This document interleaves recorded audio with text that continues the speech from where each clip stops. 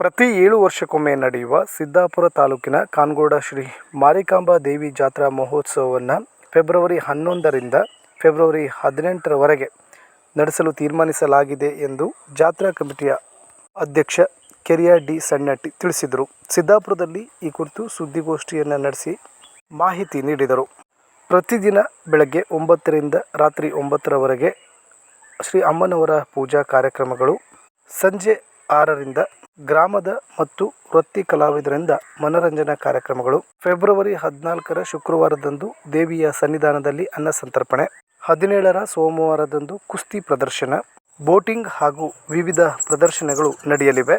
ಜನವರಿ 27 ಗುರುವಾರದಿಂದ ಪ್ರತಿದಿನ ಮುಂಜಾನೆ 10 ಗಂಟೆಯಿಂದ ಹಂಗಾಮಿ ಅಂಗಡಿಗಳ ಜಾಗ ಲಿಲಾವು ನಡೆಯಲಿದೆ. ಈ ಜಾತ್ರಾ ಮಹೋತ್ಸವಕ್ಕೆ ಭಕ್ತರು ಹೆಚ್ಚಿನ ಸಂಖ್ಯೆಯಲ್ಲಿ ಆಗಮಿಸಿ ತನು ಮನ ಧನ ಸಹಾಯ ಸಹಕಾರ ನೀಡಿ ಸಹಕರಿಸಬೇಕಾಗಿ ವಿನಂತಿಸಿದರು.